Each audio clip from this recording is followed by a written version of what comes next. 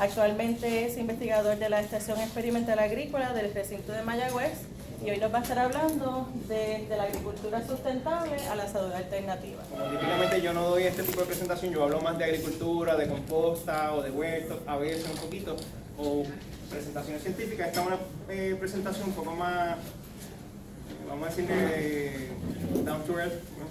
Y entonces si tienen alguna pregunta o si quieren, nos podemos mover de diferentes lugares. Yo hice un pequeño bosquejo para hablar de lo que vamos a estar cubriendo, ¿verdad? Primero que nada, quiero hablarle del cambio de pensamiento que yo tuve, porque yo soy realmente producto básico. Yo soy producto de el estudio común, ¿verdad? Que una persona en agricultura va a través de su vida haciendo una maestría, haciendo el doctorado y bachillerato, y es agricultura industrial. Por lo general, ahora sí hay lugares donde usted puede estudiar agricultura sustentable, pero eso realmente pues, no ocurría hace como 10 años que me gradué, ¿verdad? Así es que voy a hablar un poquito qué es agricultura sustentable e industrial y las diferencias de ambas, ¿verdad? Homeopatía agrícola, porque la homeopatía agrícola también existe, ¿verdad? Se llama biodinámica, pero es un tipo de homeopatía. Un poquito de salud propia, o sea, porque es que me ha pasado a mí a través de la vida y cómo es que yo estoy un poquito conectado aquí también. Y los nuevos naturópatas, que en este caso pues son ustedes, y entonces pues yo puse simplemente 3 ideas de cosas que a lo mejor ustedes podrían hacer que tienen que ver con la agricultura también. Y pues también a lo mejor ustedes podemos abundar un poquito más, o si tienen preguntas, pues muy bienvenidas. A medida que voy hablando, si tienen preguntas, pues me detienen y lo hablamos, ¿está bien? Así que cambio de pensamiento, pues mira, como yo les dije, yo tengo lo que yo le llamaría una educación industrial, ¿verdad? O sea, dentro de la agricultura, pues, ¿sabes? Yo trabajé con producción de plantas madres, de pascua, trabajé con propagación asexual de plantas, y el bachillerato lo hice en Mayagüez. Y entonces, pues, ¿sabes? Por lo general, cuando uno va estudiando, pues todo es industrial.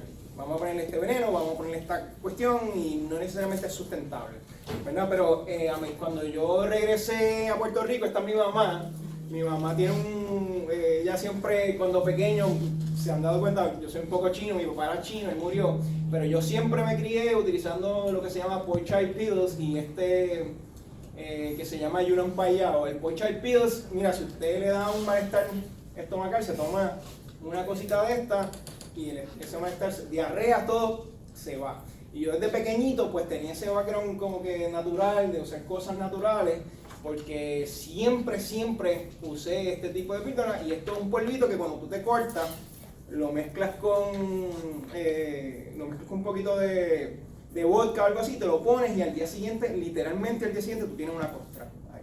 Se cubre completamente. Es tremendo, así que yo cuando estaba en la universidad en Mayagüez, pues me lo llevaba y decía, pues mira, te cortaste, te voy a echar el polvito chino que tengo por ahí y se te va a curar. No, porque yo era boy como, era explorer y nos íbamos de camping y entonces siempre andaba con eso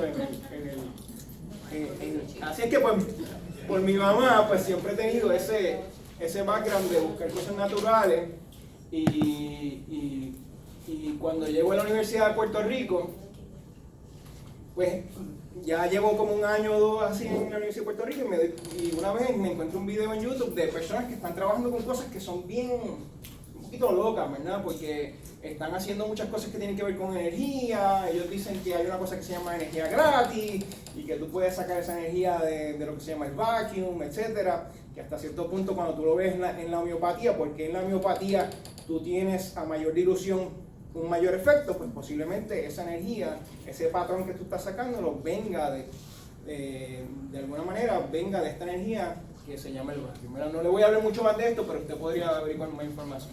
Así que una vez yo voy caminando, yo vivía en Ponce y iba por la 10 hacia Junta y de momento pues me vino esta cosa que decía, mira, yo tengo que hacer más composta, ¿verdad? Ya yo estaba haciendo composta, pero yo decía que tenía que hacer más composta. Así que, y que si yo no lo hacía, pues nadie necesariamente lo iba a hacer. Así que pues ahí yo escribí una propuesta a nivel nacional a través de NRCS con Conservation Innovation Grant, ¿verdad? Y me dieron unos fondos para hacer compostas industriales. Hicimos una composta, trajimos unas maquinarias y hicimos unas compostas industriales que al final, cuando acabamos la presentación, van a ver un pequeño video, porque ahora mismo estamos compostando unas 5.000 yardas de material del huracán María con ese equipo que se compró en aquel momento en la estación de Gurabo.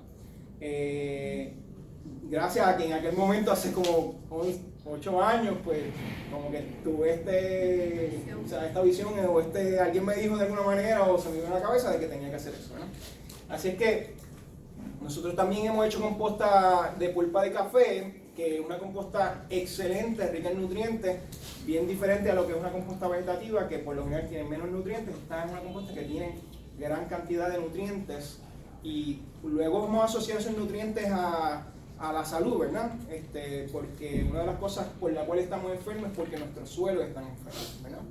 Ok, vamos a hablar un poquito de agricultura sustentable e industrial y cuáles son, por lo general, las diferencias, ¿verdad?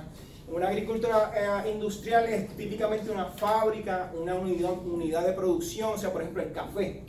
Yo quiero café, yo quiero aumentar yo aumento la calidad de vida con el aumento en ganancia, el aumento en consumo de bienes y servicios. Así es que yo lo aumento. O sea, yo quiero ganar más dinero para yo coger ese dinero y comprarme un carro o para comprarme otra cosa, porque eso es más lo que sería una agricultura industrial, ¿verdad? La estrategia de desarrollo es la especialización, la rutina, la mecanización, la eficiencia en escala, o sea, una finca de 50 cuerdas, una finca grande, algo que me dé mucho y que yo pueda vender, ¿verdad? Eso requiere de nuevas tecnologías, ¿verdad? Que remueven las limitaciones físicas, biológicas, límites sociales. O sea, yo necesito herbicida porque el herbicida me va a matar todas esas hierbas que están ahí. Yo no tengo que emplear a nadie, ¿verdad?, para que saque esas hierbas, ¿verdad? Eso es lo que es la agricultura industrial, ¿verdad? En Puerto Rico, y es subsidiada tanto en Puerto Rico como en los Estados Unidos. Y como ustedes saben, en la agricultura industrial, pues lo que me interesa es obtener ese dinero, y en Puerto Rico se produce, por ejemplo, el 20% de la comida que nosotros consumimos. ¿Okay? O sea, se produce 20% de la comida que consumimos, pero la realidad es que a lo mejor esos son números económicos. O sea, se produce mango, y ese mango ¿dónde va? Va a Europa. Ese mango no se lo come usted. ¿Okay? El tomate que se produce en Puerto Rico posiblemente va a Florida, y nosotros traemos otro tomate de otro lugar, ¿verdad? Y ese es el que nosotros consumimos. O sea, nosotros importamos el 80% de la comida. ¿Okay? Así es que yo les recomiendo a todos ustedes que busquen, que aprendan a hacer reservas de comida, porque ya antes la gente decía, este doctor Chong está loco porque está diciéndole eso a todo el mundo, pero luego del huracán todo el mundo se dio cuenta que eso era necesario, ¿verdad? Y hay una bolsita Mylar que le pone comida adentro y las puede guardar por 10 años, ¿verdad? Típicamente carbohidratos, pero comida es comida, ¿ok? Ok. ¿Qué es un poquito una agricultura sustentable, ¿verdad? Es un programa un poquito más holístico. Unidad de producción son organismos que son más complejos, que hay otros suborganismos que trabajan ahí. La finca se considera un organismo vivo, ¿verdad? El suelo, sobre todo, es quien provee los nutrientes a la planta, ¿verdad? Tienen necesidades distintas, fisiológicas, biológicas, y tienen unos límites sociales. La calidad de vida depende de las interrelaciones que hay entre la gente, ¿verdad? Entre los elementos biológicos y el ambiente. O sea, la agricultura sustentable es un poco más, mucho más compleja, ¿verdad? Y entonces tiene estrategias que son educación, sobre todo, educación, diversificación, integración y síntesis de cosas, ¿verdad? Pero la educación en la agricultura sustentable es probablemente lo más complejo. Para uno ser sustentable agrícolamente tiene que tener educación, eso es lo más importante, ¿verdad? Si nosotros comparamos un producto industrial, vamos a decir como el café, y un producto sustentable, ¿verdad? Un producto sustentable es como un fractal, ¿verdad? Tiene muchas dimensiones, no solamente ese producto, sino que tiene muchas cosas dentro de lo que conlleva ese producto. Tiene nutrición allá adentro, un producto denso, ¿verdad? Cuando les voy a enseñar unas fotos de unos tomates, y por ejemplo un tomate producido apropiadamente, usted lo pone en agua y el tomate se va abajo del agua, porque es más denso que el agua. Cuando usted mira la cantidad de azúcares que hay ahí, ve el Brix, la cantidad de proteína es mucho mayor. O sea, por eso es que usted va a comer ahora y en media hora ya tiene hambre. Tiene hambre porque no tiene nutrición, porque lo que está comiendo no es nutritivo, ¿verdad? O sea que, para comparar un poquito qué es lo que la agricultura, hay dos tipos, la industrializada, pues nutre la planta con lo que se llama nitrógeno, fósforo y potasio. Nitrógeno, fósforo y potasio, eso es lo que típicamente a uno como agrónomo le enseñan, ¿verdad?, en la producción, pero la realidad es que en una sustentable buscamos un suelo biodiverso, que entonces ese suelo nutra la planta. Bueno, uno nutre el suelo y lo enmienda como tiene que enmendarlo para que el suelo nutra la planta, ¿verdad? Aquí uno irriga la planta, aquí en la sustentable uno busca que haya una gran cantidad de carbono que retenga esa agua en ese suelo, ¿verdad? O sea, mientras más materia orgánica, más se retiene, ¿verdad? Acá usted usa un insecticida, un fungicida, y acá usted está buscando, por lo general tiene más de 1 billón de microorganismos en un pedacito pequeño de suelo, y ese suelo mantiene esa planta mucho más saludable, ¿no? Acá usted busca un mercado internacional, o sea, yo lo produzco aquí en Puerto Rico, pero no es para el puertorriqueño, yo lo produzco para exportar, porque allá me van a pagar más. El puertorriqueño, pues traigo otras cosas para venderle a él, ¿está bien? Y es lo que pasa. Así es que nuestra canasta básica de alimentos en producción en Puerto Rico es bien bajita, ¿no? Aquí yo busco mercados más locales y menos millas de distribución. Acá lo que busco es corporativo, un montón de millas, ¿verdad? O sea, por ejemplo, ¿quién ha visto la carne orgánica, ¿verdad?, que no es sustentable, que venden en Costco? Esa carne orgánica que venden en Costco, ¿de dónde viene? De Australia, de Estados Unidos, la llevan, la mezclan y entonces te la venden como orgánica. Está bien, es orgánica, está bien, es mejor, probablemente no tiene un montón de otras cosas, pero no necesariamente es sustentable, ¿okay? Hay un poquito de diferencia en eso, ¿está bien? Así que acá, pues, sustentable, buscamos más familiar, un poquito más, entonces acá tenemos los híbridos, los transgénicos, acá tenemos lo que se llama polinización abierta o variedades que se adaptan, ¿verdad? Cuando a veces yo di esta charla hace mucho tiempo y a mí no me gusta como que te pones a hablar de todo esto y es como que tan un poquito deprimente, ¿verdad? Pero, ¿sabes? Pero yo simplemente le quiero enseñar las diferencias, ¿verdad? Y luego nos vamos a ver otras cosas un poco más interesantes. Ok, tenemos monocultivos, cultivos diversos, o sea, usted quiere que hayan más cultivos que existan de diferentes tipos. ¿Hay una pregunta por aquí? Bueno, Sí. que está formidable.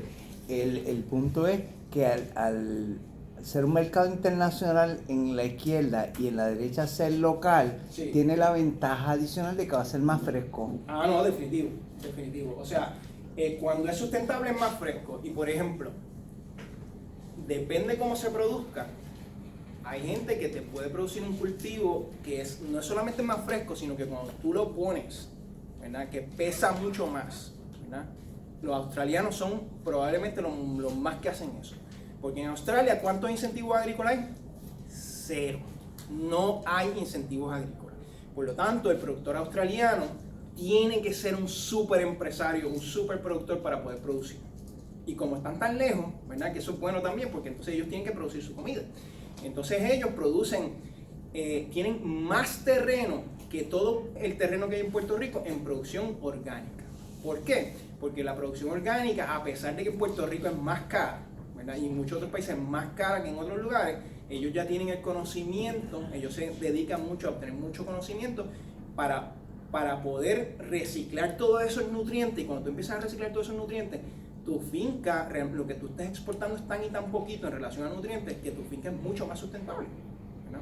O sea, entonces, por ejemplo, yo he oído de personas que me dicen, mira, yo te compré aquella lechuga y se me quedó detrás del refrigerador y pasaron 3 semanas y a las 3 semanas yo cogí, la saqué, la piqué y estaba crunchy y me la comí. Realmente de cuánta nutrición hay ahí, ¿verdad? Y es una diferencia del cielo a la tierra. Cuando tú vas en Costco te venden las cositas estas que tienen ahí un montón de uvas, ¿verdad? Y entonces cuando tú los produces, en este caso, mira, si las produces homeopáticamente, las produces biodinámicamente, ¿verdad? Como estamos en esta charla, cuando se producen así, cuando tú llenas el paquete de uva no lo llenas hasta arriba. Y a quien tú le estás vendiendo dice, adiós, pero ahí faltan uvas. Uno dice, no, pésalo. Porque cuando tú lo pesas, como pesas más, tú no tienes que llenarlo hasta arriba, como tienes que llenarlo con una uva industrial. Pero los paquetes están hechos para uvas industriales. Por lo tanto, tú lo ves más vacío, pero tiene más nutrición. El Brix es más alto, las proteínas son más altas, etc. O sea, por eso es que le dije educación.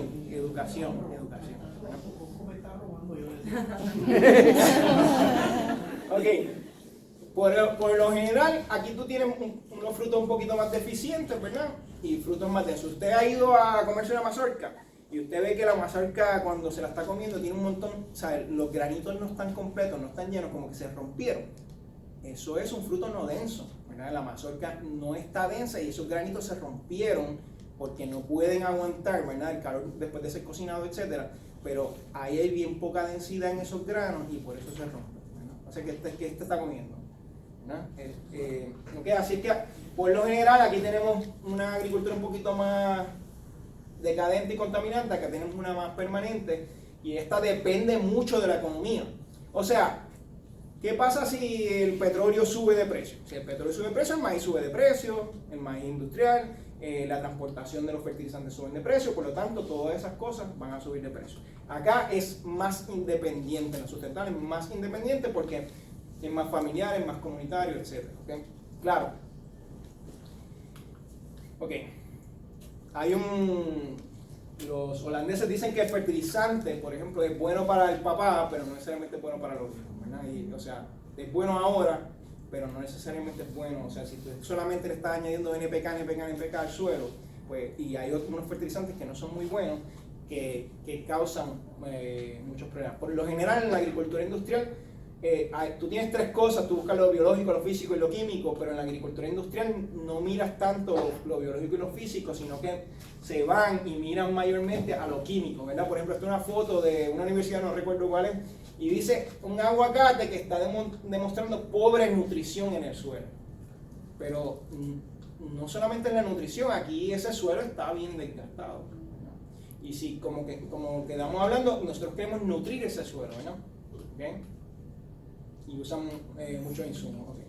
En la biológica, ¿verdad? O sea, en la sustentable, usted trata de buscar todo lo biológico, ¿verdad? Y ahí hay muchos microorganismos, hay micorrizas, hay la composta, hay cobertoras de suelo, hay muchos minerales que muchas veces vienen del mar, hay fermentaciones, hay hongos que se comen insectos, hay aceites esenciales que puede usar para las plantas. La trementina, por ejemplo, se está usando para las plantas. Hay test de composta, melaza, terpenoides y, ¿sabes? Hay muchas estrategias y por eso es que es difícil, ¿verdad? Porque no todo el mundo, ¿sabes? Los especialistas por lo general estudiamos una cosa y nos concentramos en esa cosa y no nos ponemos a pensar qué es todas las cosas que necesitamos para hacer una agricultura sustentable. Y mire, esto es bien claro, esto le pasa a ustedes mismos también. Los que estudian naturopatía tienen que estudiar, usted podría hacer algo bien similar en relación al ambiente, en relación a las personas, en relación a lo que le pasó con su papá, y eso usted lo ve en el iris, ¿verdad? Y entonces todo eso es mucho más holístico. Lo mismo pasa, ¿sabes? En la agricultura sustentable, ¿no? Es mucho más holística que en la industrial, ¿no? Ok. Así que la sustentabilidad agrícola se puede definir como un proceso de transición, ¿verdad?, adaptado al productor y el país, donde los insumos y tecnologías disponibles son utilizadas para producir, sopesando, ¿verdad?, el impacto que las mismas tienen en la producción futura del suelo, el bienestar del agricultor y su entorno, ¿verdad? O sea, ¿qué yo voy a hacer aquí en Puerto Rico con mi finca, por ejemplo, para ser sustentable? Y cómo eso impacta el futuro de mi misma producción. Así es como definimos, o como podemos definir la agricultura sustentable. Porque, ¿qué pasa? El agricultor, si no es posible que él tenga que hacer algo que no nos guste, ¿verdad? Como por ejemplo, usar herbicidas, ¿verdad? Y esto es bien controversial, pero si él no desarrolló su manera de, y él tiene que ver el uso de herbicidas, cómo afecta el futuro de su finca, ¿verdad? Y esto es bien controversial, porque yo en lo personal no lo uso. Pero yo no soy todo agricultor. Hay muchos agricultores que lamentablemente en el estatus que están, si no lo usan, quiebran. ¿Sabe? Yo no estoy diciendo que debemos usarlo, eso tiene muchos problemas con la relación de muchos micronutrientes, etcétera, pero es para que usted vea que esa sustentabilidad agrícola, esa definición le pertenece al agricultor y le pertenece al país en el que vivimos. La agricultura sustentable en Cuba es completamente diferente a lo que debe crearse aquí como agricultura sustentable en Puerto Rico. Porque en Cuba, pues tienen otros mecanismos, tienen las cooperativas, viven de otra manera, el gobierno es dueño de todo, pero en Puerto Rico vivimos en un país diferente que tiene otras reglas, así que la pregunta es cómo nosotros nos hacemos sustentables, ¿verdad? Y eso va a variar, ¿verdad? Esto es, por ejemplo, en la estación ya vamos saliendo de lo poco negativo, ¿verdad? Esto es la estación de Adjuntas antes de que viniera el huracán María, porque lamentablemente todo eso que está ahí se fue, ¿verdad? Y ahí hacemos mucha investigación. Esto es lo que se llama una composta estática ariada. Yo trabajo mucho con composta. Básicamente usted hace una mezcla de lo que va a compostar, le pone unos tubos abajo que tienen una aireación y simplemente lo deja ahí. Y ahí sobre eso ella respira, ¿verdad? Y sube la temperatura y se composta. Estos son diferentes tipos de suelo de diferentes lugares de Puerto Rico y aquí hay unos tomates que crecimos. Estos son los tomates a diferentes tratamientos, ¿verdad? Por ejemplo, en el tomate de suelo fraternidad, que es donde se añadió 0, 5, 10 y 15% de materia orgánica, usted puede ver que a medida que se añade más materia orgánica, no solamente se ve más verde, sino que hay mayor producción y la planta crece mejor, ¿no? Por la materia orgánica, pero también es una composta que tiene alta nutrición, ¿verdad?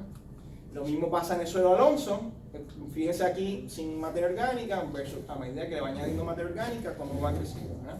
Y lo mismo pasa básicamente en todos los tipos de suelo. O sea que una de las maneras que podemos hacer más sustentable es añadiendo materia orgánica, añadiendo composta al suelo, ¿verdad? Si tienen alguna pregunta,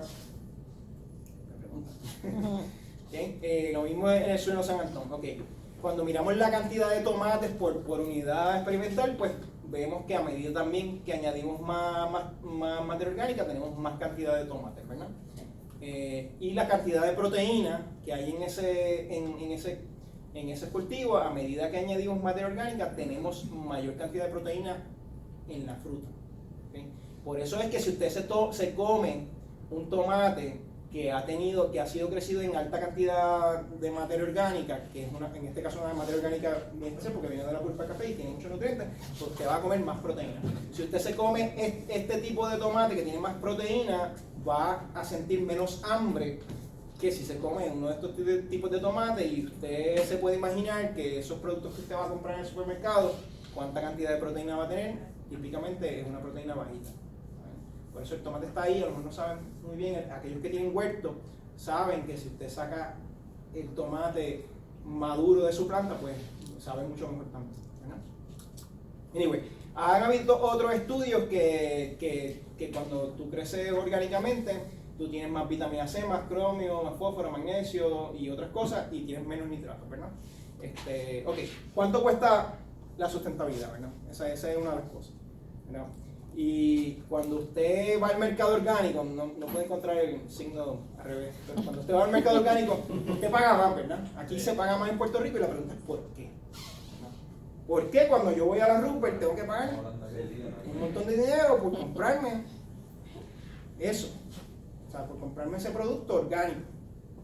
Esa es la pregunta, ¿por qué? Y eso no ocurre así en Cuba. En Cuba usted va y los productos orgánicos son más baratos. Claro, pues son, ¿sabes? Otro sistema de gobierno, ¿verdad? Etcétera. Pero eso tiene que ver el costo inicial de lo que es en la sustentabilidad bien alto. ¿Por qué? Porque no hay mucho conocimiento. O sea, no tenemos suficiente conocimiento, no tenemos suficientes insumos locales de cómo hacer las cosas, y a medida que va pasando el tiempo uno va adquiriendo conocimiento y ese costo va disminuyendo. Pero ¿cuánto tiempo pasa ahí? Mucho tiempo. Además, aquí en la producción orgánica en Puerto Rico está siendo subsidiada por las personas que tienen poder adquisitivo. El que tiene poder adquisitivo o el que se enfermó, que se dio cuenta que tiene que comer cosas sin pesticidas, pues entonces va a la Rupert y compra esos productos. Y tiene que pagar y subsidiar ese desarrollo de esas fincas que están en desarrollo de producción orgánica, porque no hay muchas ¿verdad? Entonces, como no hay mucha producción en Puerto Rico, los precios son bien altos. Uno esperaría que a medida que el país va teniendo más productores, que no parece que es el caso necesariamente en Puerto Rico, que tiene más productores sustentables y más personas que se educan en la producción sustentable y saben hacer las cosas, ese precio va abajo. Usted va a ir a la Rupert y va a encontrar productos más económicos. Pero eso en Puerto Rico, bajo las condiciones que tenemos, pues no es necesariamente muy favorable. O sea, estas personas que están produciendo ahí, ¿sabes? Ser agricultor no es fácil. Y ser agricultor orgánico y sustentable, mucho menos. Porque una cosa es sembrar la finca y una cosa es deshiervarlo. Y controlar los hierbados. Sin herbicidas, sin rango. Es bien difícil. Bien difícil. Por eso, pues, los que tengan un huertito, pues, aprendan a hacer huerto. ¿Entienden? Porque así usted puede tener comida saludable para su familia. Añadirle composta. Así es que vamos a hablar un poquito de lo que es homeopatía agrícola, ¿verdad? Yo le llamo homeopatía agrícola, pero realmente el término es biodinámica, ¿verdad? Y antes de decir eso, yo quería poner esto, que hay tres fases de la verdad. Primero, eso es una ridiculez, y ustedes estudian naturopatía, así que no creo que tengan mucho problema con lo que les voy a explicar ya mismo, pero la segunda, primero es un ridículo, segundo es opuesto violentamente, y pues tercero, típicamente se acepta. Por lo general, estamos aquí.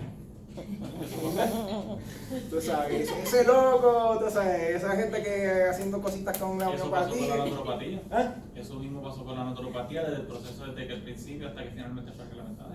Por eso, en Puerto Rico, pues la reglamentación es excelente, ¿sabes? Comparativamente con muchos otros países. Y en verdad, cuando Freddy me preguntó que si podía dar la charla, pues yo dije, pues seguro, ¿sabes? Porque realmente hay ustedes son muy pioneros en esto, sobre todo esta universidad, y en lo que yo pueda ayudar, definitivamente lo voy a hacer, ¿saben? Así es que, pues estamos un poquito aquí, por lo menos en agricultura sustentable y sobre todo biodinámica. En general biodinámica la gente no la conoce mucho, así es que, pero biodinámica es la filosofía de producción sustentable más antigua que hay, uno podría decir. Obviamente hay muchas otras que ha sido definida, porque hay mucho conocimiento ancestral que fue mucho más antiguo que esto, ¿verdad? Pero definido en 1929 se definió un poquito, 24 se definió la biodinámica por Rudolf Steiner. Hay otras filosofías como balance de cationes, natural farming, permacultura, teoría de la ionización, y aquí llegó el USDA y hizo lo que se llama orgánico en el 2012, más o menos empezó a definirlo. Pero yo no les voy a hablar de esto, solamente les voy a hablar de la biodinámica, y esa fue por este individuo que está aquí, que se llamaba Rudolf Steiner, y él era antropósofo, ¿verdad? Atropo, que significa hombre, y Sofía, que significa sabiduría. Él escribió un montón de libros, como un libro acerca de la libertad del ser humano, y hay unas escuelas que se llaman las escuelas Waldorf, que están basadas en la filosofía de enseñanza de él. Y una vez pues le dijeron a él, mira, la agricultura en 1924, casi 100 años, la agricultura está bien mala, necesitamos que tú nos des una charla de agricultura, a ver qué podemos hacer, ¿no? Y entonces pues él era una persona que se le consideraba como si fuera un canalizador, y tenía el conocimiento que nadie entiende de dónde salía, ¿no? Y entonces pues él hizo varios cursos de agricultura. Hay un libro que se llama Agriculture, que fue escrito, transcribido de las clases que él dio. Y él básicamente lo que hizo fue describir unas preparaciones, ¿verdad?, que tienen un efecto homeopático, ¿verdad? Las preparaciones ya usted las puede comprar, en los Estados Unidos, ¿verdad? Esto es lo que se llama el compost starter, ¿verdad? Y básicamente lo que uno hace, aquí están todas las preparaciones biodinámicas, y ese sobrecito da más o menos para 1.5 toneladas, ¿verdad?, de material. Cuando realmente lo vienes a ver, hay otras tecnologías también que hacen algo similar, como los microorganismos efectivos, que son más económicas. Por lo tanto, porque aunque la biodinámica, de esta manera que se utiliza, es un poquito costosa para un agricultor o para un productor que tiene mucha materia orgánica industrial que desea hacer composta, ¿verdad? Esto es otra preparación que se llama la 507, que es valeriana. Ustedes una planta que también se usa para calmar, ¿verdad? Otras cosas. En este caso se añade la valeriana y se le da vuelta, steer, ¿verdad? La pones en agua y le das vuelta hacia ambos lados antes de aplicarla, en este caso una composta, porque lo que usted quiere hacer es una composta biodinámica, ¿verdad? Y le da mucha vuelta para agitarlo, ¿verdad? Que es un tipo de, la agitación hasta cierto punto es como un succussion, ¿verdad? Succussion en español, sucussion, ok. Pues es básicamente bien similar y eso se aplica en una composta, ¿verdad? Ellos tienen una serie de preparaciones bien diferentes, todas de diferentes tipos de plantas, ¿verdad? Dandelion, opal, sticky nettle, yarrow. Entonces, la manera de, yo no les voy a explicar cómo ellos la hacen, ¿verdad? Pero ustedes pueden averiguar si les interesa. Es bastante como que bien allá, bien afuera, ¿verdad? Entonces, pues ahí te dicen cómo hacerlo y ellos lo asocian a diferentes planetas, la asocian a diferentes cosas como el azufre, el calcio, la sílica, el fósforo, ¿verdad? Y déjenme decirles, nosotros hicimos una composta en la estación experimental agrícola. Yo no hablo mucho de esto, pero hicimos una composta en la estación experimental agrícola con soluciones biodinámicas y le hicimos un análisis y la cantidad nutricional era superior a otras compostas que hemos hecho. Yo realmente, para mí esto es bien interesante, bien nítido, pero no tengo mucho tiempo para hacer mucha investigación aquí y además cuando lo hago pues no me lo van a hacer publicar anyway, así que pues no me he metido tanto ahí, ¿no? Así que, aunque sí han habido publicaciones científicas de compuestas biodinámicas, ya han salido, pero yo no soy la persona para publicar eso. ¿Ok? Así que la biodinámica llega a los Estados Unidos por el Dr. Erin Pfeiffer, ¿verdad? Él hizo este compost starter, ¿verdad? Y luego el discípulo de él se llama Hugh Lovell. Él tiene un website que se llama Quantum Agriculture. Y aquí estoy yo fui a coger una conferencia con él y esto que está aquí es una antena que se llama, es una antena radiónica, ¿okay? Y básicamente esparce las soluciones biodinámicas de una manera bien diferente a lo que típicamente estamos. Ok, seguimos. Ok, una vez Pfeiffer le dice a Rudolf Steiner, mira, ¿qué es lo que pasa? Porque tú te pasas dando clases, tú te pasas hablando, tú te pasas diciéndole a la gente las cosas y la gente como que no hace nada, ¿sabes? Como que se queda ahí. Eso fue como aproximadamente en 1928 por ahí, ¿sí? Que le dijo eso. Pfeiffer le dijo eso a Steiner. Entonces Steiner le dijo que eso es un problema de nutrición, porque la nutrición de hoy en día, ¿verdad? Las plantas no pueden no tienen ese espíritu necesario para que se pueda manifestar y tú puedes crear un puente entre tu pensamiento y la acción. Y usted sabe cuántas veces, entonces, y dice que las plantas ahora no tienen esa fuerza necesaria para crear eso. Y usted sabe a cuántas reuniones yo voy, que todo el mundo, mira, vamos a hacer esto, vamos a hacer esto, vamos a hacer esto, porque eso pasa en todos lados y nadie hace nada. O sea, porque somos bien buenos para planificar, para decir, vamos a hacer esto, y quién dice yo y lo hace. Y eso es un mal que tenemos, y eso fue, eso se lo dijo Rudolf Steiner a Erin Pfeiffer en el 1928, que la comida no tenía esa esencia necesaria. Imagínate ahora, que vivimos de hamburger y de, ¿sabes?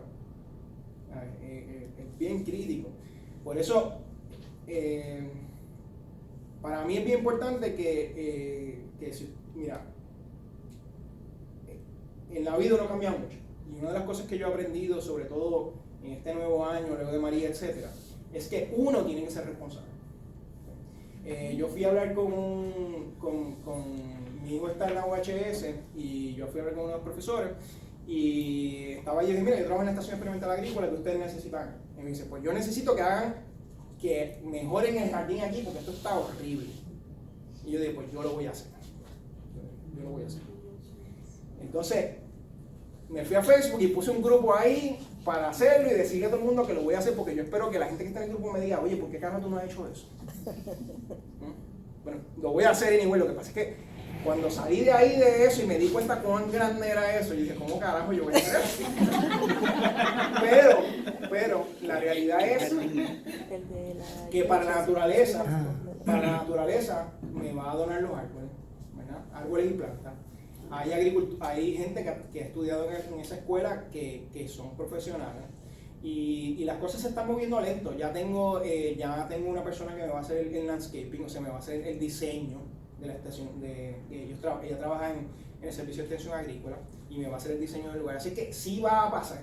Me estoy tardando un poco más, pero va a ocurrir. ¿Y por qué va a ocurrir? Simplemente porque yo decidí que va a ocurrir. Pero eso no es el tema. El tema es que cada uno de ustedes, decida hacer algo, ¿verdad? Socialmente, y lo haga. Porque usted decide y otra gente lo va a ayudar. ¿Entiendes? Pero si usted no decide y se queda mirando para arriba o se queda mirando la novela, pues va a ver la novela y no va a cambiar esto aquí en Puerto Rico. O sea, esa decisión es personal, aunque sea recoger un papel.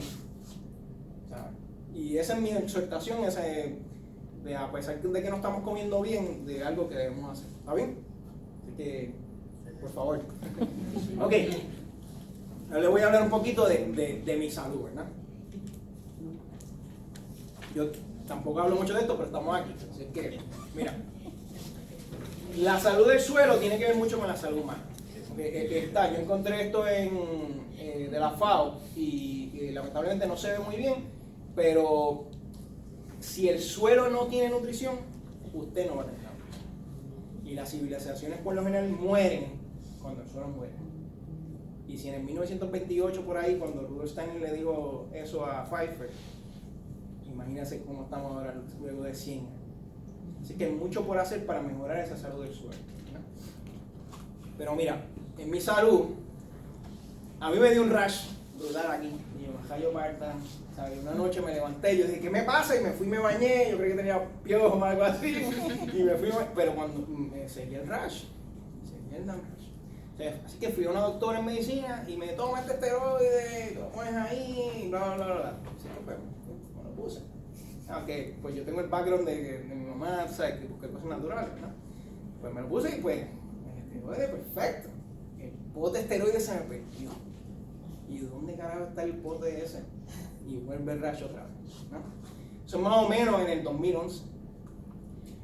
En el 2012 yo voy a un alergista, un naturópata, que hay aquí en Manatí, y entonces me dice, mira, tú tienes parásito. Y efectivamente pues, tenía parásito y me dio desparasitante y me mejoró bastante, ¿no? Pero pues ya usted ve que aquí hay mucho espacio para llenar, ¿verdad? Y estamos en el 2011 y estamos en el 2018.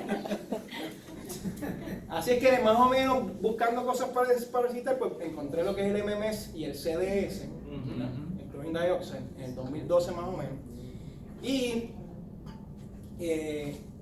a otro, no este que está acá, y entonces es un iridiólogo y no sé si está bien escrito, ¿verdad? Pero entonces me dijo, bueno, ¿está bien escrito? No. Ah, bueno, pues ya está saliendo. Iridiólogo. Okay, anyway. Pues él me dijo, mira, tus riñones están afectados, me dio hierbas para los riñones, me dio un detox y realmente me mejoró bastante. Pero todavía hay más.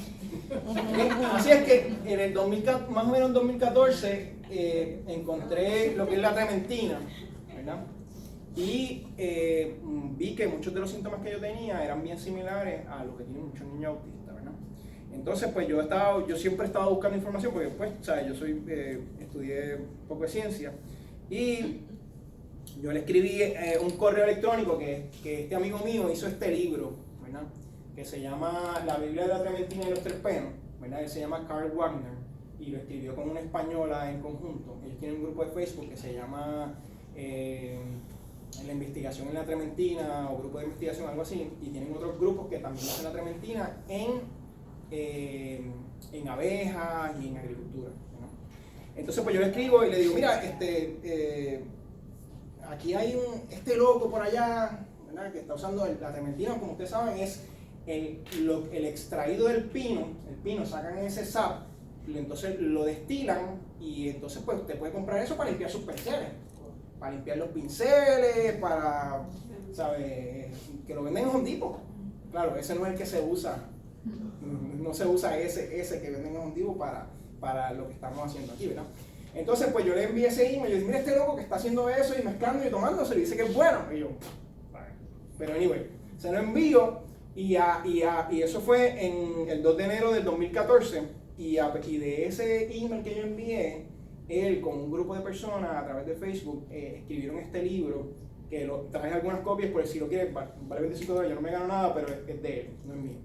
Entonces habla acerca de lo que pasa para la detoxificación y el autismo, principalmente en los niños, ¿verdad? Y básicamente ahí, si usted entra en Facebook, a ese grupo, va a haber un montón de personas que hablan acerca de cómo sus niños bajaron su ATEC de autismo y muchos de ellos han dejado de ser autistas. ¿Okay? O sea, ustedes como naturópatas, entren al grupo y aprendan eso porque ustedes pueden hacer que los niños autistas recuperen su salud. No que se curen, que recuperen su salud. ¿Ah? Ok. Así es que, luego, en el 2017, ¿verdad? Porque un estudiante de aquí me leyó el iris y entonces pues me dijo que tenía los riñones afectados aún todavía porque se ve en la marca. Y entonces me recomendó una limpieza de hígado, una dieta y suplementos y me dijo una cosa bien interesante, ¿verdad? Porque ustedes también lo pueden ver ahí, si que cogieron quiroleología ya saben que ahí usted puede ver muchas cosas de su pasado, ¿verdad? ¿Quién cogió ese curso ya? Todos. Perfecto. Casi todo. Pues ahí usted, mira, es realmente increíble esa parte. Usted puede ver ahí, mira la marca, yo no sé dónde, ahí está afectando la parte paternal, y esa parte paternal afecta los riñones y afecta la próstata, y sigue por ahí para abajo, y esa parte es bien interesante, ¿verdad? Y no solamente bien interesante, es bien importante, ¿verdad? No necesariamente o posiblemente para el desarrollo de la salud del individuo, pero también para el desarrollo social y la evolución del individuo. ¿Bien? Esa parte es bien importante y sobre todo, aquí yo puse el padre porque en mi caso el padre es la parte afectada. Mi papá murió cuando yo tenía 13 años, yo no necesariamente compartí con él y el hecho, yo siempre decía, pues murió, ¿sabes? No hay problema, pero no es solamente lo que tú compartes o no, es lo que dejaste de hacer, es lo que dejaste de aprender de tu papá. Y eso en este caso, luego de muchas otras cosas, fue que yo vine a aprender que rayo era, y por eso es que yo le digo, mira, por eso fue que yo le dije al profesor, mira, yo voy a hacer eso. ¿Ves? Porque mi papá no me enseñó a mí a tomar esa responsabilidad. Yo tengo que enseñarle a mi hijo a tomar esa responsabilidad socialmente, y por eso yo le dije al profesor, yo voy a hacer el landscaping de ahí. ¿Ves? Y nosotros, los papás, y las mamás también, pero obviamente los papás tienen una influencia en los niños bien grande, estén o no estén ahí. Mi papá no estuvo y por lo tanto pues yo no, ¿qué rayo iba a saberlo?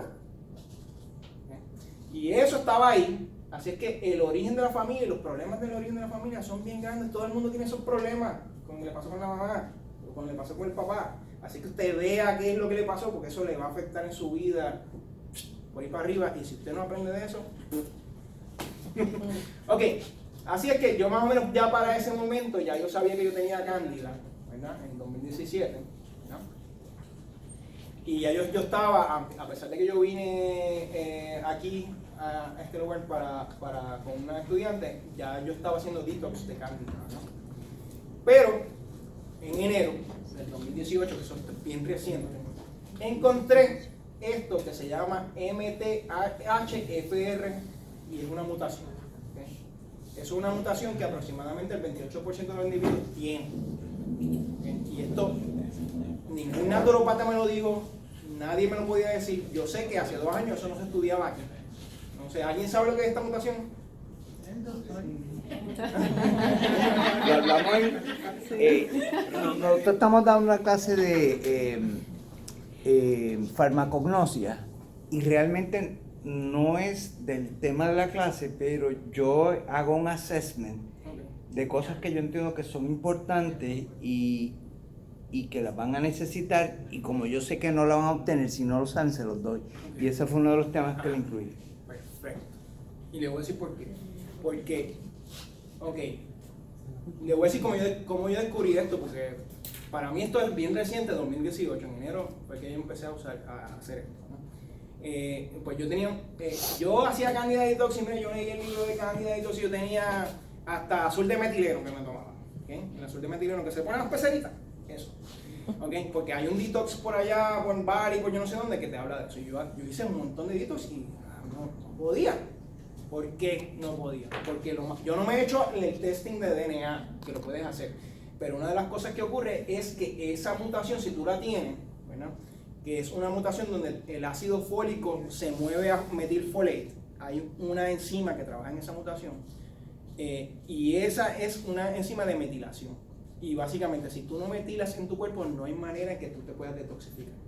Por más bueno que tú te portes, por más buena comida que tú comas, todo lo que tú puedas hacer, si tú tienes la mutación, es bien difícil, sino imposible, que dejes de tener cáncer. ¿Ok? Más o menos hay una relación entre los niños autistas, ¿verdad? Y esa mutación. ¿Está bien? Hay niños autistas que usan este protocolo y no se pueden curar, o el CDS o lo que sea, ¿verdad? Y no se pueden curar. Posiblemente muchos de ellos tienen esa mutación. ¿Okay? Esa mutación, por lo general, hay muchos suplementos. Yo traje los suplementos aquí para que los vean. Y no solamente para que los vean, a lo mejor podemos hacer un poquito de muscle testing, ¿verdad? Porque eso yo no lo hago, ¿verdad? Para saber realmente cuáles son los mejores, ¿verdad?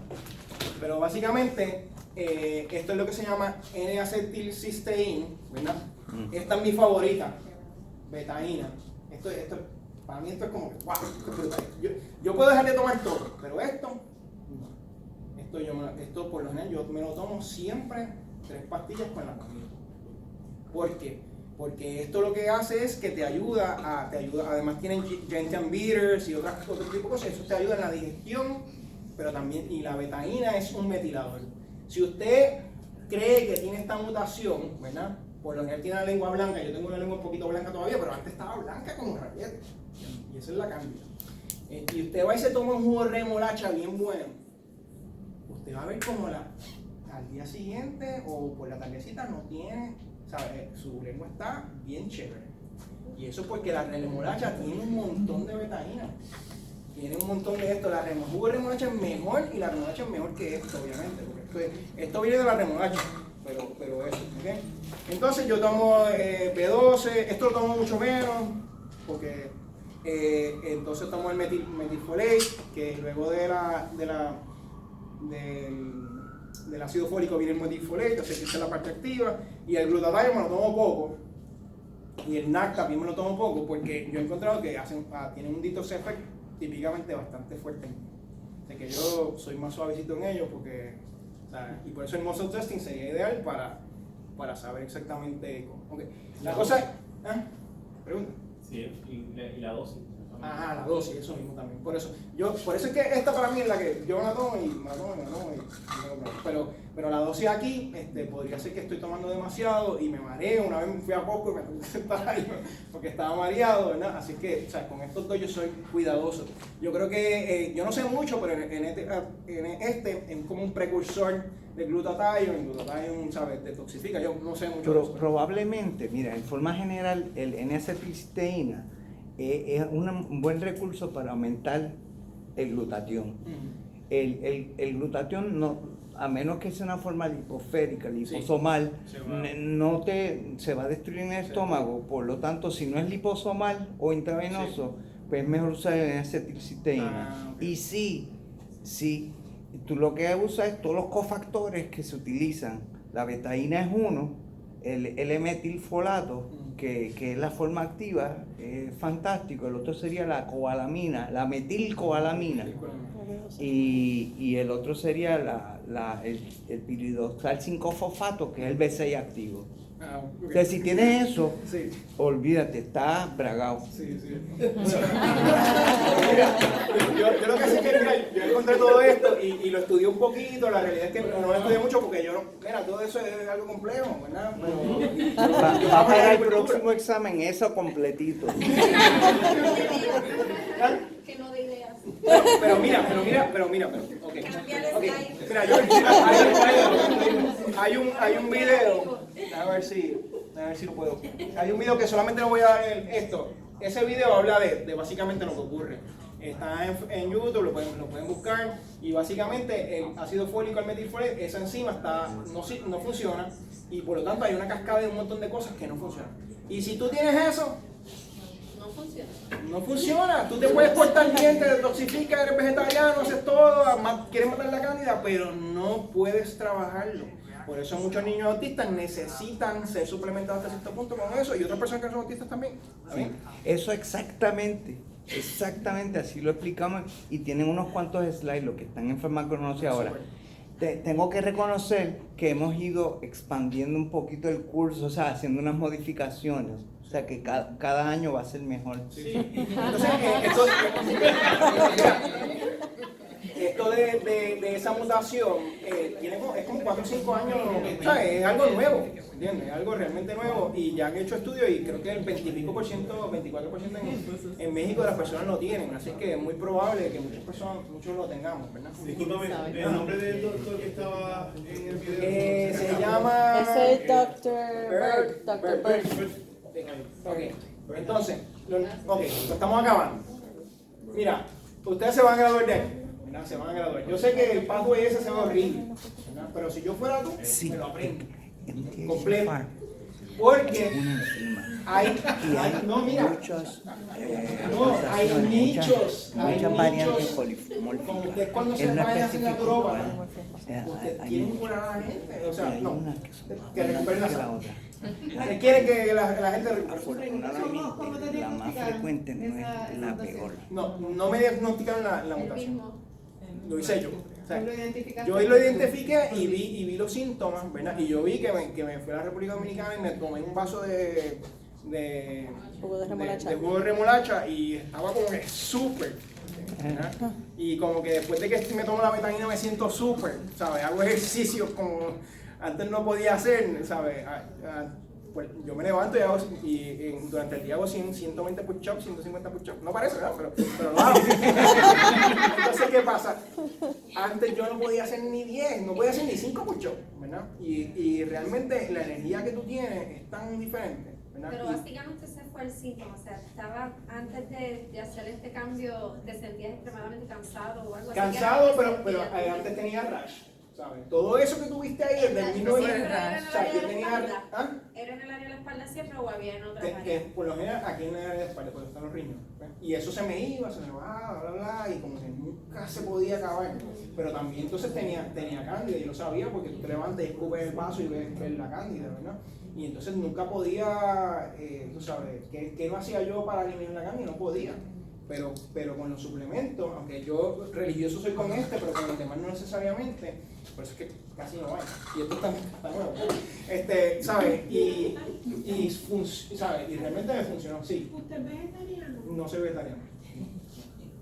Hay una forma indirecta de saber si hay un polimorfismo en el MTHFR. Ajá. Y es que si lo hacemos contigo ahora, va a salir bien porque ya tú estás suplementándote, Ok. ¿verdad?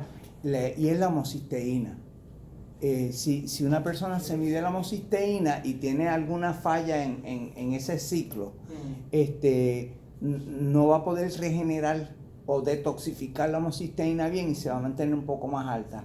Entonces, si hubiéramos medido la homocisteína en ti en el 2011, posiblemente estaba 10, 11, 12 o quién sabe qué. Pero con las cosas que te tomas, todas estas cosas mejoran esos ciclos todos y entonces debe bajar y estar en menos de qué sé yo, 7 o 6 o algo así. Okay.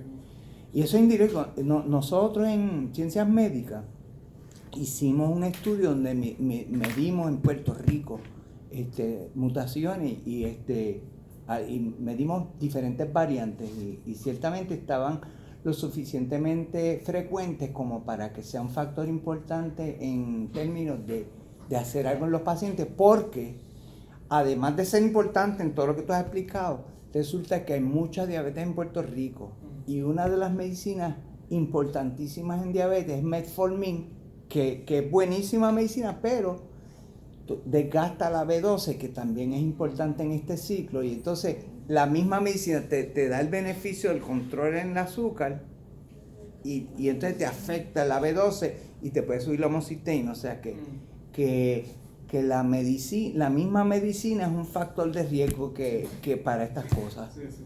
La verdad que, como le digo, yo soy científico de plantas y ese tipo de cosas, pero para mí este ha sido un camino tan largo, ¿verdad? Y yo conocí a esta persona que luego del embarazo le empezó a dar rash y estaba, imagínate, esa persona tuvo que renunciar, eso me contó una amiga, y yo le dije, pues mira, dile que a lo mejor ella tiene esta mutación. Y luego de muchos años ya la contacto y le dije, mira, y me dice, sí, a mí me diagnosticaron eso hace no sé cuánto tiempo y yo me estoy tratando y estoy mejor. O sea, es una cosa que para mí ha sido del cielo a la tierra. La betaína es para mí del cielo a la tierra. Esa mutación lo que hace es que la persona tiene problemas en cuestión de las proteínas. En metilar.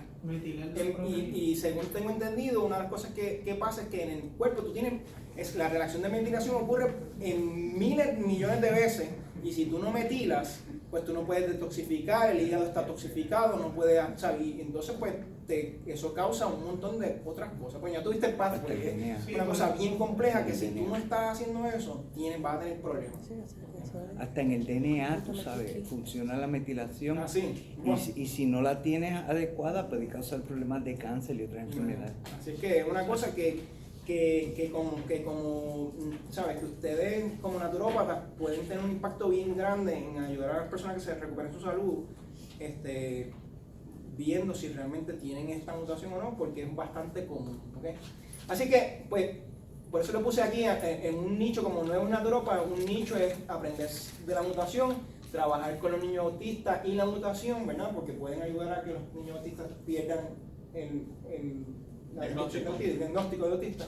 Y también otras cosas, por ejemplo, producción de testes que mejoren la salud o manufactura de comida, ¿verdad? Por ejemplo, usted podría hasta cierto punto sembrar plantas que sean altas en zinc, en hierro, en selenio, que usted pueda hasta cierto punto darle testes a las diferentes personas. O sea, yo escribí esto aquí como un punto de lanza para que ustedes puedan ver qué cosas pueden hacer, además de ser buenos naturópatas, ¿está bien?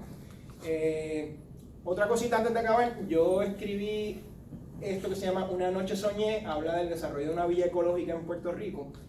Lo pueden encontrar, está en internet, y es un cuento bien interesante, y esto es a la larga esto es lo que realmente yo quiero hacer en Puerto Rico, y pues se lo pongo ahí para que lo vean. Y entonces, muchas gracias, déjame,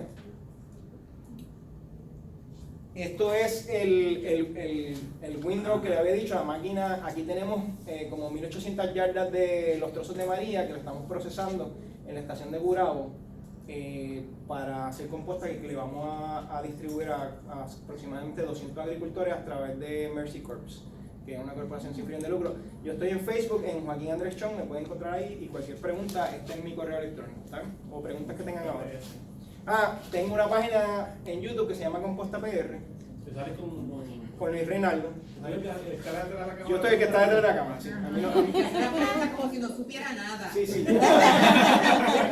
Yo le pregunto cosas, pero yo me quedo atrás cuando va por el mundo, estoy Reinaldo, y todo el mundo lo tiene loco, pues por eso es que yo me mantengo atrás para a mí yo quiero ser un poquito más privado. Entonces, pero No quiere celebrity. ¿Alguna pregunta? La harina de café es buena para fabricar composta. La harina de café sola de por sí, no, pero la pulpa de café, que el café cuando sale el grano, tiene una uvita.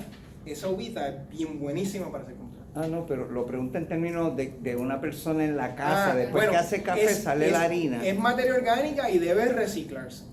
O sea, puede usarse, pero sí, no en demasía. Sí, pero no es que va a ser una cosa bien bien impactante en proveer nutrición al suelo. Está bien, pero que quiero saber, en términos prácticos, todo lo que sea orgánico lo he hecho, incluyendo la harina. Pero una de las cosas que se hace cuando uno está en la casa, uno trata de hacer lo que se llama bokashi, que es una fermentación. Porque lo que pasa es que en la casa no tienen lo que se llaman muchos verdes. Y esos verdes tienden a apestar. Y lo que uno hace es que inocula esos verdes con microorganismos efectivos, ¿verdad? Y esos microorganismos los venden y te venden una cosa que se llama rice barn, que ya tiene un microorganismo efectivo. Y entonces tú coges, tiras toda tu materia orgánica ahí, le tiras un poquito de ese inóculo y lo presionas porque funciona fermentativamente. Y entonces tú puedes tirar ahí carne, tú puedes tirar de todo, o sea, excepto que no puedes coger el aceite y tirárselo ahí, ¿no? Incluyendo carne. Incluyendo carne. Y lo que ocurre es que eso se inocula y en vez de irse putrefacto, se va fermentativo. ¿Y la cerveza se puede usar también para hacer lo mismo? Como inóculo. Sí. No, en este caso, posiblemente eso tiene levaduras porque el microorganismo efectivo, lo que se llama EM1 o microorganismo efectivo, tiene levaduras, pero también tiene bacterias lácticas y tiene bacterias fotosintéticas. Entonces, pues esa combinación de todo eso causa que sea no putrefacto fermentativo. Entonces, lo que tú haces es que tú lo haces y es bien fácil porque tú puedes mantener el boque de ese en tu cocina por 2 semanas y no va a apestar. Entonces te vas, haces un hoyo en la parte de atrás, haces un hoyo y lo tiras ahí, lo cubres con suelo y ahí eventualmente, después de 2 o 3 semanas, eso va a disminuirse, va a ser consumido por tu suelo y ahí mismo tú vas a sembrar tu futuro huerto. ¿Ves? Porque le estás regresando todo eso nutrientes ahí. Claro, si tienes perro, el perro va a escarbarte y se lo va a comer, porque le gusta. A los perros les gusta eso porque está fermentativo y como no se pudre, pues los perros van y se lo pueden comer. Posiblemente roedores también. Effective Microorganisms. Pero rice, EM1. No lo puedo hacer. Rice Barn. Pero se llama EM1 Effective Microorganisms y tú puedes comprar el inóculo. Por Amazon. Bokashi, se llama Bokashi. Por Amazon o Por Amazon también. Se llama, la metodología es Bokashi. ¿Okay? Bokashi es fermentación anaerobia. Para eso también que es lo que se usa el líquido que botan los gusanos. El líquido que botan los gusanos es el lixiviado no es lo mismo exactamente, pero tiene unas ventajas de acuerdo al material con el cual se está degradando y que se están comiendo los gusanos, y puede tener unas ventajas. Pero no sería inoculado, sino que ese sería más Ese como... no es inoculado, Okay. es diferente. Y en el caso de que la persona no tenga un patio, por decirlo así.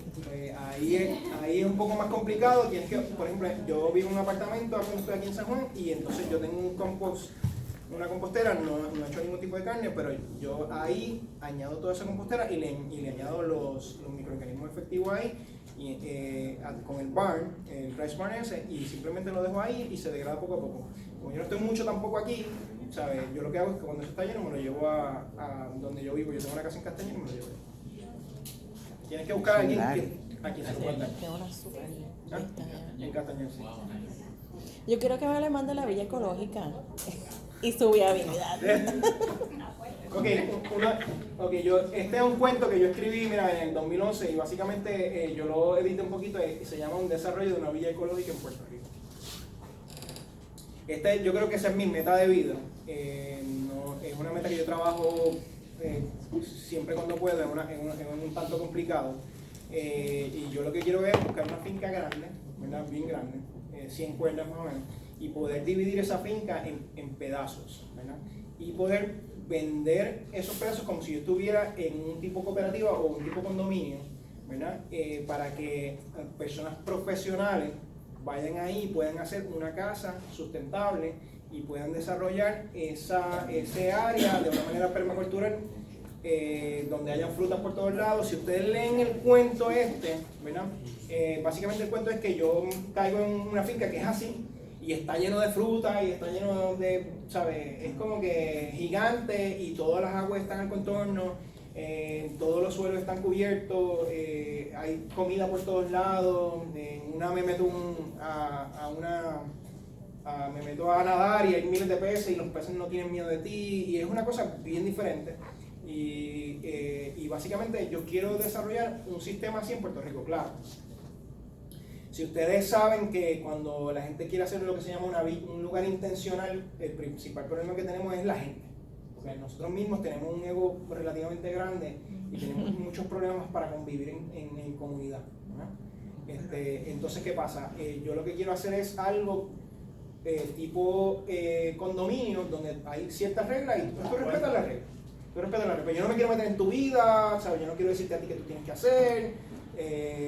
Hay ciertas reglas como que, mira, no tires herbicida, o sea, no envenenes, o sea, tienes que tener una casa sustentable, porque yo no te voy a tirar energía eléctrica a tu casa, o sea, tú tienes que tener placas solares, ¿sabes? O tienes que buscar métodos para obtener energía, ¿no? Lo que sea. Entonces, la realidad es que, por ejemplo, yo tengo además del cuento, pues, yo tengo un log de las cosas que yo hago. Últimamente, como he estado trabajando mucho con la degradación de materia orgánica de María, pues he estado bien ocupado, no he podido avanzar, pero yo tengo un lugar que yo escribo todo lo que he hecho en relación a eso. Ahora tengo que ir a la cooperativa, a una asociación de cooperativas aquí para que me expliquen cómo esto podría funcionar en una finca, porque típicamente ellos tienen propiedad horizontal, hay unos edificios aquí que son cooperativas y la gente vive ahí, y entonces pues el apartamento no es de ellos, pero ellos viven y tienen derecho de vivir ahí, ¿no?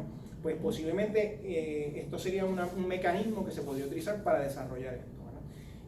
A mí me interesan que sean personas profesionales porque tenemos que ser exitosos, ¿verdad? Y si tú no eres exitoso actualmente en la sociedad, pues yo no necesariamente, se me haría bien difícil decirte vente para acá, ¿entiendes? Yo necesito que esto tenga éxito, porque esto si ocurre, ¿verdad? Si yo lo puedo lograr, no va a ser necesariamente, va a ser a lo mejor para beneficio de cuando yo esté viejo, porque yo creo que esto es una meta bien a largo plazo que requiere de mucha coordinación, de leyes, de conocimiento, que requieren un equipo. Yo escribo el cuento y se lo doy a la gente para que vean cuál es la visión. No es una cosa que de la noche a la mañana, como cuando yo la primera vez que escribí cuando dije yo voy a hacer esto y yo creí que ya iba a ocurrir, pues no necesariamente es así, ¿sabes?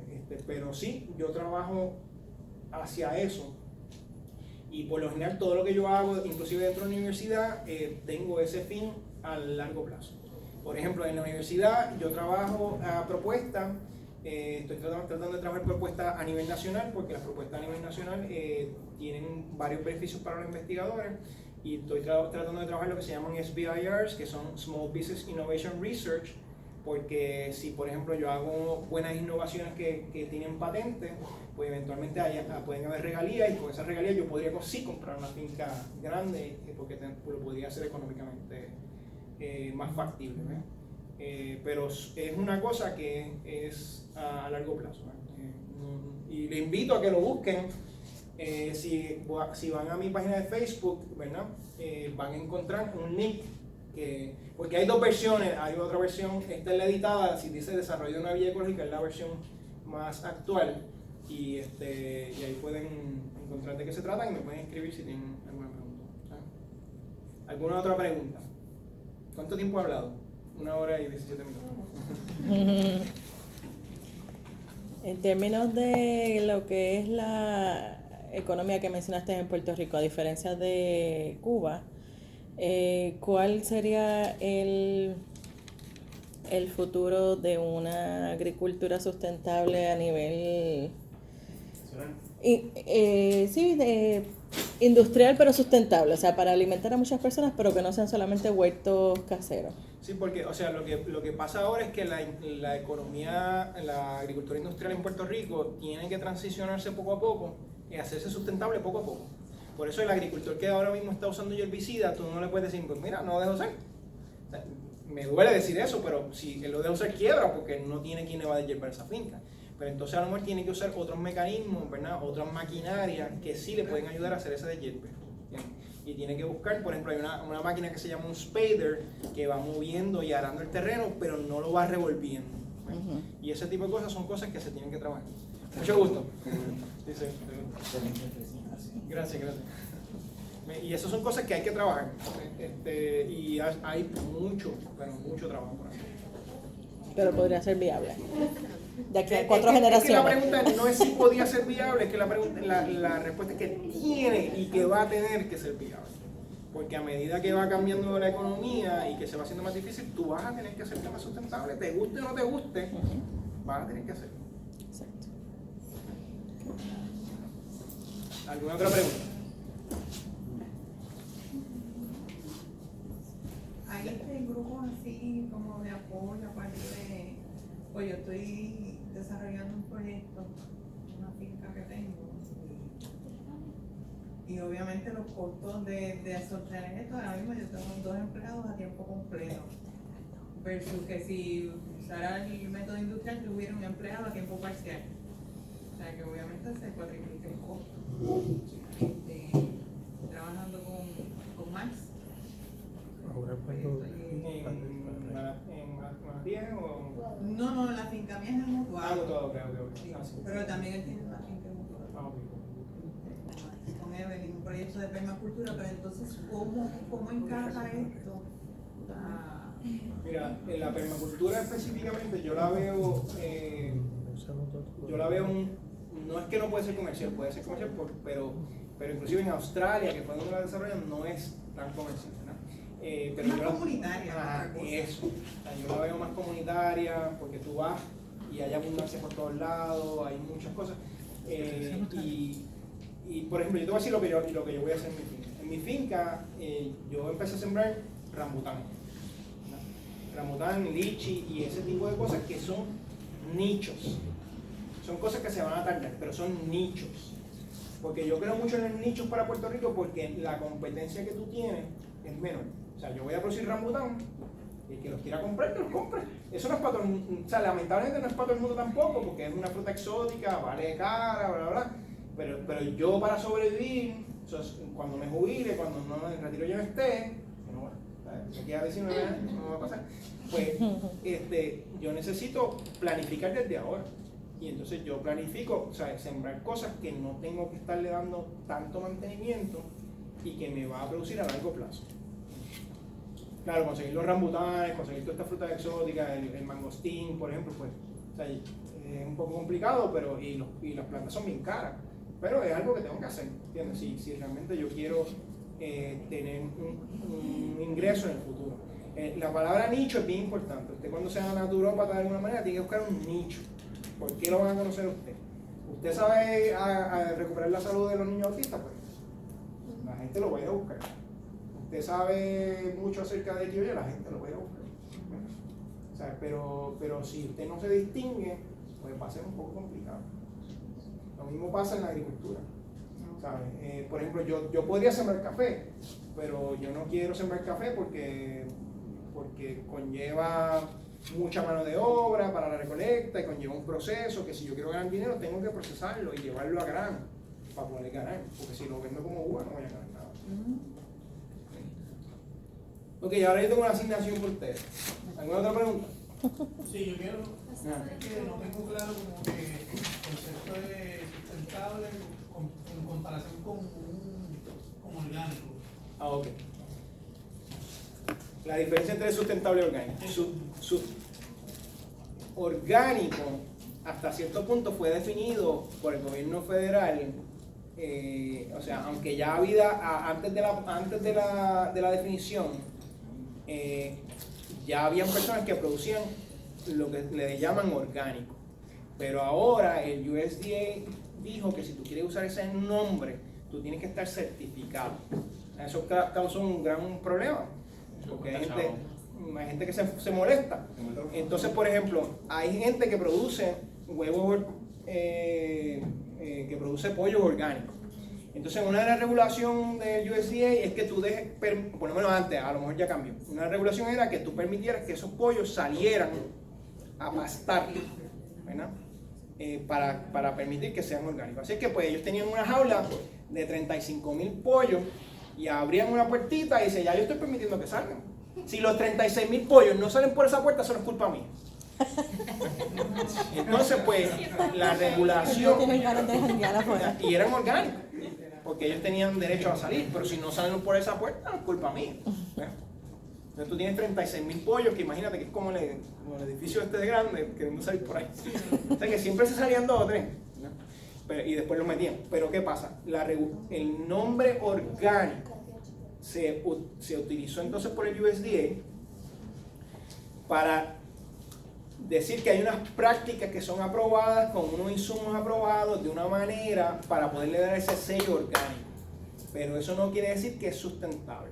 Porque si tú traes carne de diferentes países del mundo o traes productos orgánicos de los Estados Unidos y los traes acá, eso no es sustentable necesariamente, porque ¿cuánto te cuesta traer eso de Australia, de donde sea, para traerlo aquí? O sea, es económicamente viable porque hay gente que está dispuesta a pagarlo hasta cierto punto, pero no necesariamente es sustentable. Sustentable quiere decir que tú sustentas a largo plazo con muchas otras razones como la economía, etcétera. O sea, que se puede mantener, ¿verdad?, a largo plazo, y que el suelo, lo que tú estás añadiendo, no lo estás poniendo no lo estás detrimentando, no lo estás dañando, ¿ves? Y eso es sustentable a largo plazo. Por ejemplo, una de las cosas que es permitida bajo producción orgánica es la gallinaza paletizada, pero eso tiene un montón de nitratos y eso te daña el suelo, pero es orgánico, pero no es sustentable. O sea, que sí, que puedes tener más o menos lo mismo industrial y orgánico. Sí, lo que ha pasado con el USDA Organic es que es una producción por sustitución de insumos. O sea, cogieron los insumos industriales, los cambiaron por insumos que son orgánicos o de origen animal. ¿Y sustentado se puede dar el monocultivo? En sustentable, por lo general, no va a hacer los monocultivos porque tú no puedes mantener eso a través de los años. O sea, por eso es que tú haces hoy y qué impacto tiene eso en tu suelo. ¿Ves? Y si tiene un impacto malo o negativo en tu suelo, pues no es sustentable. Pero si tú quiebras, tampoco es sustentable. ¿Entiendes? Así que tú tienes que ver cómo tú defines eso. Gracias. ¿Alguna otra pregunta? Ok, esta es la asignación. Cuando yo viví en Mayagüez, me fui a correr. Y corriendo, una vez se me salió una venita aquí como que se infló. ¿Verdad? No es que se salió, ¿verdad? Yo la hago así, yo piso, y pueden ver como una venita aquí, como que se sale. ¿Cómo me curo eso? Yo lo que hago es que, lo único que yo he hecho es que me pongo como una compresa, que la gente anda con esas compresitas, y me la pongo ahí. Pero la pregunta es cómo yo hago que esa vena vuelva otra vez a donde debería estar. O sea, es que yo me paro y a veces me duele, ¿ves? Me paro aquí y sale una venita aquí. Y me sale acá también a veces. Pero este pie me molestaba. Okay. Es que posiblemente eso sea una protrusión del músculo y ya entonces ya eso va a requerir una cirugía para poder